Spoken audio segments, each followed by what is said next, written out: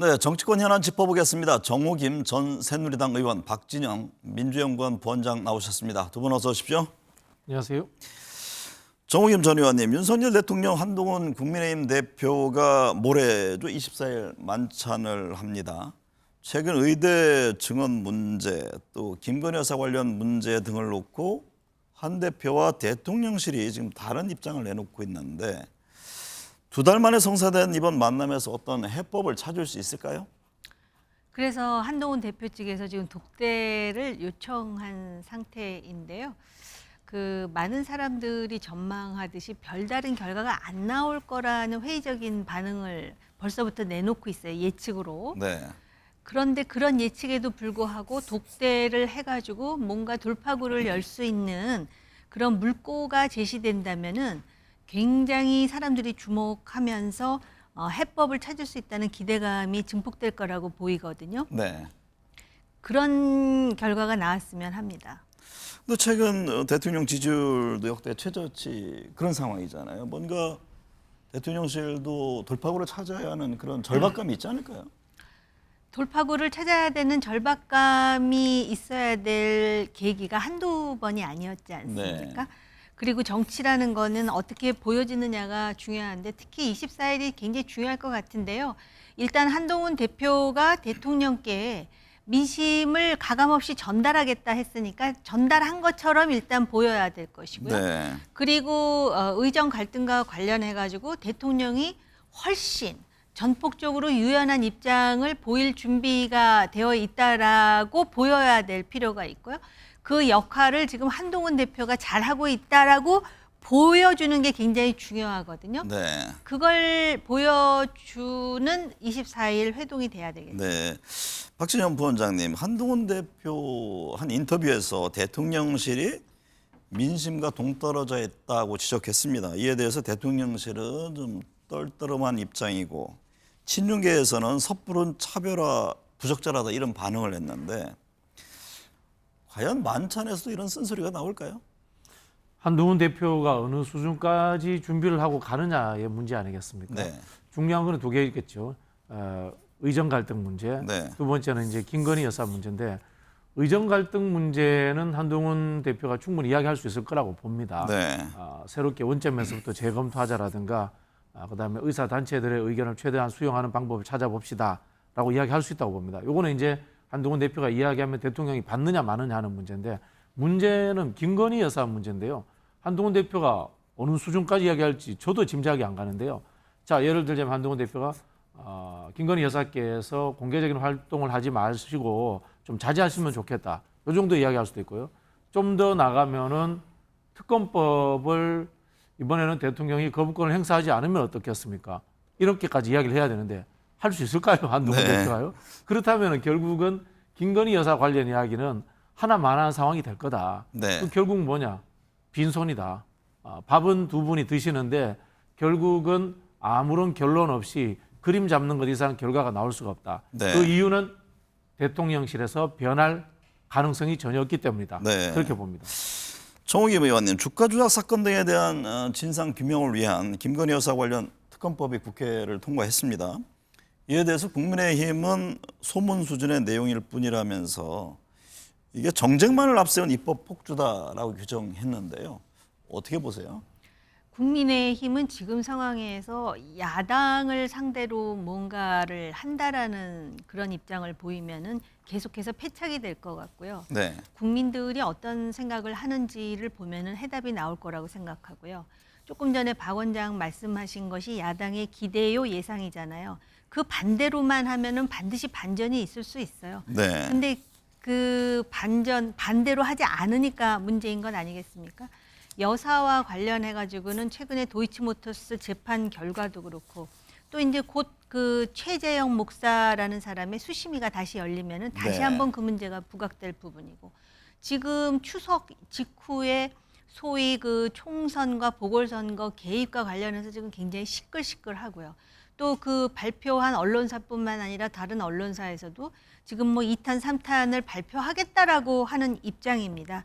그런데 국민의힘의 국회의원들은 정쟁만을 앞세운 입법 폭주라고 주장하면 자기네들의 일신에는 별로 그렇게 지장을 안 받을지 모르겠지만 국민의힘이라는 정당을 생각하고 대통령의 국정 운영을 생각한다면은 지금 이렇게 한가한 소리를 할 때는 아니라고 봅니다. 네. 그런 차원에서 뭔가 한동훈 대표가 요번에 24일에 분명히 얘기를 했다라는 시그널을 유권자인 국민들이 인지할 정도는 돼야만이 변화를 하고 있다라고 네. 인식하지 않을까 봅니다. 박 부원장님, 야당 주도로 통과시킨 김건희 여사 관련 특검법에 대해서 윤석열 대통령이 거부권을 행사하면 국회에서 재의결 절차를 거치게 되는데 민주당은 선거법에 공소시효 6개월을 고려해서 이게 신속하게 재표결을 추진한다 이런 계획을 세우고 있네요. 네, 지난 총선이 4월 달에 있었고요. 이 네. 선거법 공소시효가 올 10월입니다. 올 10월인데요.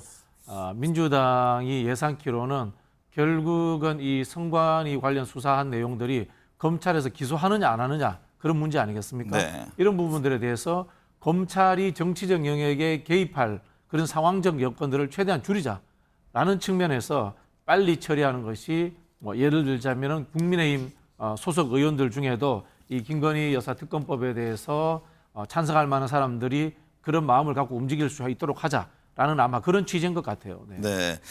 야당에서는 재표결을 하게 되면 이탈표가 일부 있을 것이다 이런 기대하는 분위기인데요. 추경호 국민의힘 원내대표는 전혀 걱정하지 않고 있다라고 선을 그었는데 정우김 전 의원은 어떻게 보고 계세요? 지금 상황을? 지금 국민의힘 내부의 분위기로 볼 때 네. 이탈표가 특검을 통과시킬 정도의 수치가 설사 나온다 하더라도 네. 될 것 같지는 않고요.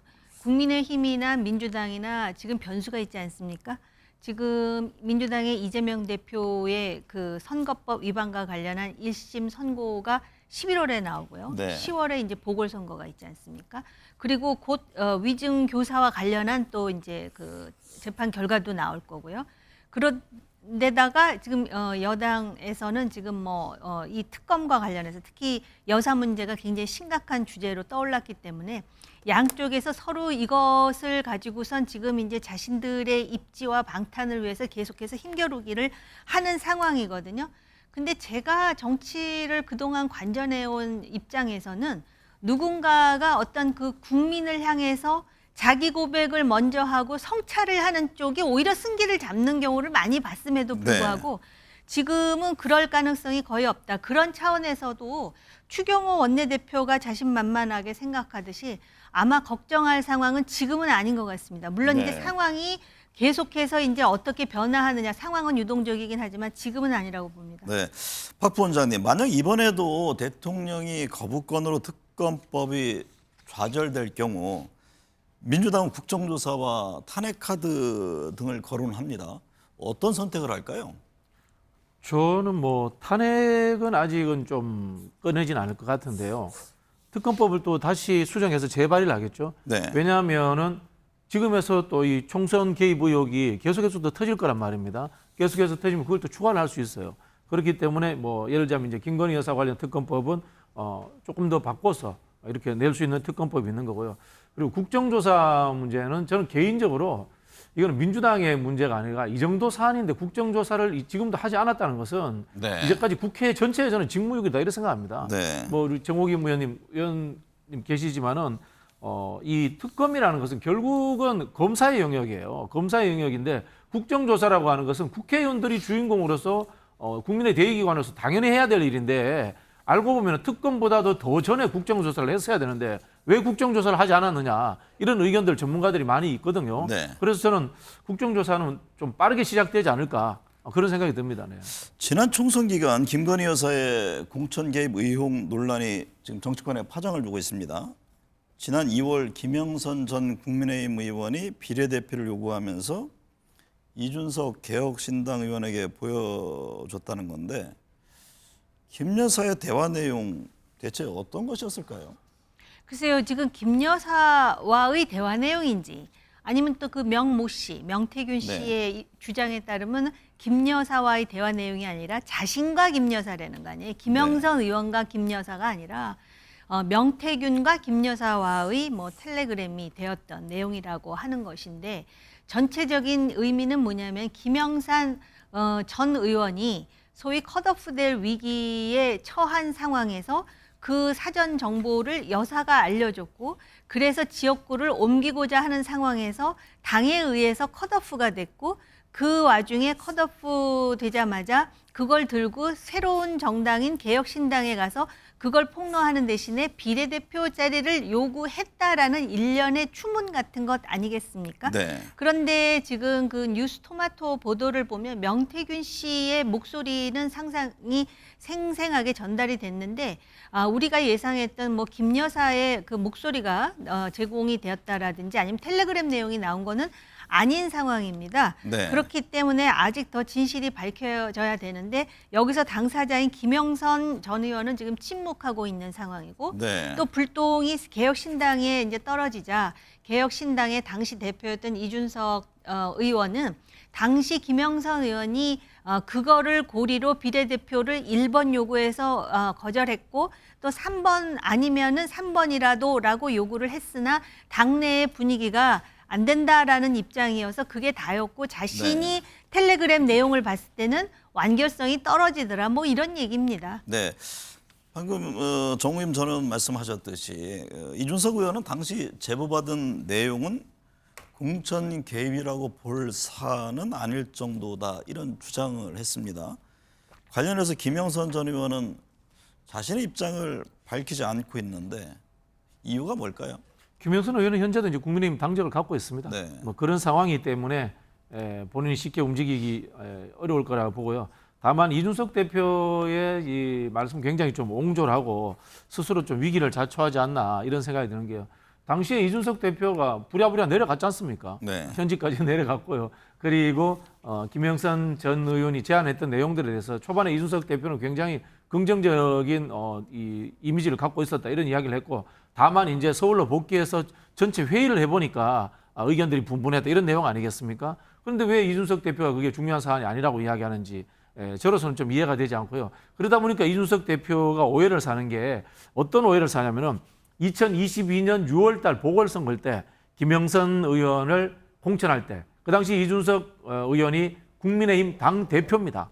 당대표인 시절에 지금 이야기되고 있는 명태균 씨의 이 녹취록에 나오는 이 김영선 씨 공천 과정에서 김건희 여사와의 개입설 네. 이것을 저는 이준석 대표가 그 당시에 인지하고 있지 않았나라는 의심이 됩니다. 왜냐하면 당대표였고요. 그렇지 않습니까? 네. 그런 상황이고 명태균 씨하고도 잘한다고 이야기를 하고 있는 상황이기 때문에 그래서 저는 이준석 대표한테 이런 말씀 드리고 싶어요. 이미 본인 스스로 양두구육했다라고 지난 대선에 대해서 반성하고 사과했단 말입니다. 그렇다면은 본인이 알고 있는 것들을 모든 것을 다 털어놓는 것이 저는 맞다. 네. 그런 생각이 듭니다. 네. 김영선 전 의원에 대한 김건희 여사 공천 개입 논란에 국민의힘은 선을 긋고 있습니다. 청담동 술자리 의혹과 같은 것에 불과하다며 일축했는데 근데 여권 안에서도 이 김 여사 리스크에 대한 우려의 목소리가 나옵니다. 제가 솔직히 말씀을 드리자면 네. 김 여사 리스크는 분명히 있는 것 같습니다. 네. 그리고 여권에 대해서 애정을 가지고 있는 사람들은 이 리스크에 대해서 굉장히 우려하고 있습니다.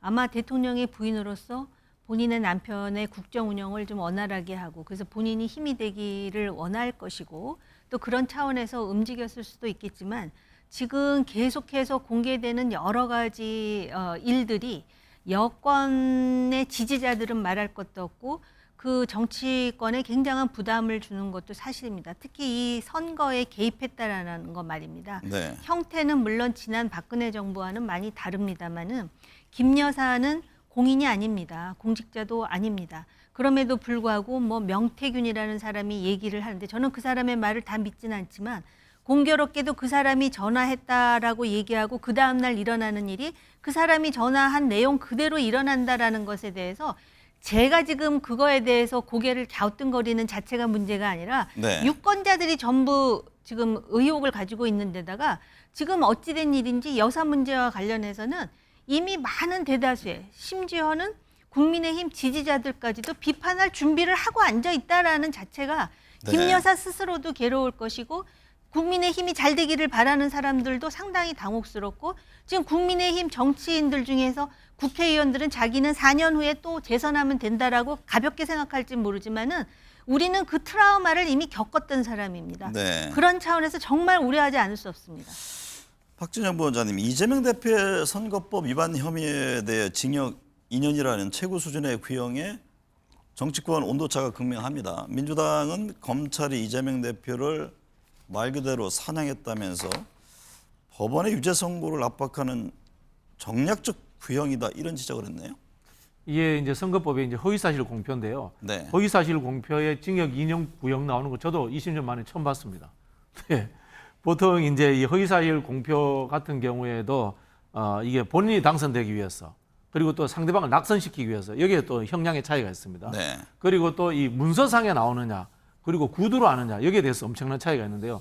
만약에 선거 공보라든가 홍보물에 이게 허위사실 공표가 들어가면은 실제로 100만 원 이상이 선고되기도 합니다. 네. 그러나 말실수라든가 착오 이런 것 같은 경우에는요. 기소유예되거나 이 경고 차원에서 끝난 경우도 많이 있습니다. 네. 그런데 이것도 사실은 이 TV 토론에서 나왔던 말실수에 해당되는 부분입니다. 네. 이걸 가지고 징역 2년 구형이다. 이러니까 이게 기가 차는 부분입니다. 네. 이 내용이 뭔가 하면요. 김문기 씨를 아느냐라고 하니까 잘 모릅니다 했습니다. 이거는 이재명 대표의 뇌를 탐색하지 않으면은 법률적으로 이걸 확인할 수 없는 겁니다. 또 하나는 뭔가 하면은 국토부에서 공문이 왔는데 압박감을 느꼈다고 합니다. 압박감을 느끼는 게 심리적 상태인데 이걸 우리가 법률적 잣대로서 규정할 수가 있습니까? 네. 그래서 이 징역 2년이라는 것 자체가 이른바 이 정치 검찰에 말씀하신 것처럼 정치인 사냥이 아닌가라고 네. 비판할 수밖에 없는 겁니다. 네. 정우김 전 의원님, 이재명 대표의 공직선거법 위반 사건 1심 선고 날짜가 정해졌습니다. 재판 결과에 따라 정치권 지형에도 영향을 줄 텐데요. 최종심까지는 시간이 꽤 소요될 것이라는 전망이던데 대선을 하면 어떤 변수가 될까요? 1심에 어떤 판결을 받느냐에 따라서도 요동칠 수 있는 가능성은 있고요. 네. 이게 참 우리나라 정치의 특성인 것 같은데 만약에 외국에서 유력한 당의 주자가 이런 선거법에 위반돼서 선고를 앞두고 있다 그러면은 외국의 정당에서는 그건 그 사람의 일이고 네. 정당 자체는 정당의 일을 하거든요. 근데 우리는 뭐 여당이든 야당이든 굉장히 사람 중심, 인물 중심이라는 걸 다시 한번 느끼는 부분이고요. 그리고 지금 1심에서 만약에 선거법 위반에 준하는 그런 선고가 나오지 않습니까? 네. 그러면 민주당 내에서도 겉으로는 정중동일지 모르지만은 굉장히 갈등이 일어날 수밖에 없는 구도입니다. 그리고 네. 사실 이런 상황이 되면은 민주당도 대안도 좀 추구해야 되고 이래야 되는데 굉장히 1인 중심의 정당으로 아직까지 이렇게 똘똘 이렇게 묶여 있다라는 게 좀 의아스러울 정도고요. 네. 그런데 만약에 여기서 선거법을 위반한 것은 아니지만 벌금 얼마가 나왔다. 이렇다 하더라도 사실은 당대표의 신뢰에 상당히 영향을 가는 것인데 네. 1심에서 무죄가 나왔다. 그러면은 아마 대선 가도에 날개를 단 것이 되겠죠. 네. 그럼에도 불구하고 우리나라가 정치인들의 거짓말에 대해서 그동안에 상당히 관대했던 것은 사실이고요. 이게 단순히 김문기 씨 알았어요? 몰랐어요? 그다음에 국토부에서 아까 압박이라고 그러셨는데 협박이라고 표현했어요. 본인은 협박과 압박은 좀 다르죠. 그런데다가 이게 대장동, 백현동 옹벽 아파트 건설과 상당히 관련되어 있는 허위사실 유포라고 인식하기 때문에 이 문제의 심각성이 큰 겁니다. 네. 예를 든다면은 백현동 같은 경우는 그 브로커인 김인섭 씨와 또 이재명 대표와의 관계가 상당히 밀접하지 않습니까? 네. 박지원 부원장님, 어떤 판단이 나오든 2심, 3심까지 이어질 것으로 보이는데요. 뭐 당내 상황은 좀 잘 아시는 편인데 대선 정부에 어떤 영향을 줄 것으로 보십니까? 지금 뭐 당에서는 특히 이제 이 선거법 관련해서는 별 걱정을 안 하고 있어요. 그냥 네. 1심에서 무죄가 나올 것이다라고 이렇게 생각을 하고 있고요.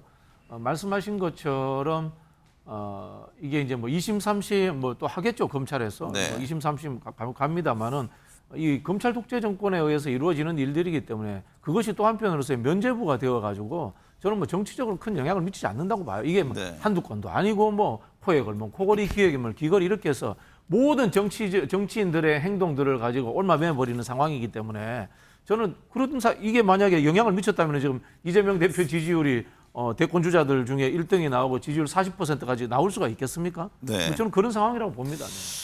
정호김 전 의원님, 다음 달 16일 재보궐 선거를 앞두고 있는데 지금 조국 혁신당의 조국 대표는 호남에서 월세살이를 하면서 선거에 집중하고 있습니다. 이재명 대표 등 민주당 지도부도 이번 주 전남 영광 곡성을 직접 찾는다고 하는데요. 지금 불붙은 경쟁을 어떻게 보고 계세요? 네, 판이 커지고요. 네. 이제 호남에서 적자가 누군지 경쟁하는 상황인데다가 또 하필이면 이재명 대표의 사법 리스크가 지금 걸려 있는 상황 아닙니까? 모든 가능성은 열려 있고 정치는 생물이라 하지 않습니까? 그러면서 조국 대표가 지난번에 무슨 방송을 통해서 무슨 얘기를 하냐면 본인이 심상정이었다면 자기는 포기했을 것이다 이런 표현을 쓰잖아요. 네. 그런데 만약에 그런 상황이 아니고 사법 리스크가 만약에 완전히 구체화하는 경우에 그러면은 야권에서는 새로운 대안을 또 찾지 않을 수 없는 그런 상황이 된다면 이런 가정과 가능성에 대해서 염두하는 정치인이 과연 조국 하나뿐이겠습니까? 그런 상황에서 요번에 보궐선거이긴 하지만 곡성과 영광에서 어떤 결과가 나오느냐에 따라서 이재명과 조국에 대한 평가와 판단이 달라질 거라고 생각을 하거든요. 네. 더군다나 호남은 말입니다. 요번에 민주당의 그 당 지도부를 보면은 호남 소외론을 느끼기에 충분한 지도부 구성으로 되어 있지 않습니까? 네. 그래서 선명성이라든지 차별화라든지 또 텃밭의 주인이 누구냐 그리고 어떤 인물을 제시하느냐에 따라서 그러다 보니까 경쟁이 많다 보니까 서로 우군이라고 생각을 했는데 지금 민주당에서 조국 대표를 비판하는 이야기가 막 나오지 않습니까? 네. 그게 정치 현실입니다. 박 부원장님은 이번 재보궐선거 판세 분석 어떻게 하고 계세요? 호남에서 뭐 제가 수치까지 한번 예상해 보겠습니다. 네. 7대3 정도로 민주당이 이길 것 같아요. 네. 제가 민주당 당적을 갖고 있어서 그런 게 아니라요. 솔직히 말씀드리면 이제 호남에서 이렇게 경쟁하는 거는 부당이다, 헛심 쓰는 거다. 네. 그런 생각이 들고요. 지금 제가 표현하자면은 일본 제국주의가 침략해서 장개석과 이 모택동이 연합전선을 구축해야 될 상황입니다. 그런데 지금 이 지역 선거 이게 사실 지방자치라는 생활 정치잖아요. 네. 여기에 양당이 지도부까지 내려가 가지고 이렇게 전국적 이슈화를 만들어내는 것이 과연 적절한가? 네. 지금은 윤석열 정부에 대한 이 투쟁과 또는 뭐 조국 당에서 내세웠던 조기 종식, 검찰 독재 종식 이런 것들에 집중할 때가 아닌가 이런 생각이 듭니다. 네, 오늘 도움 말씀 감사합니다.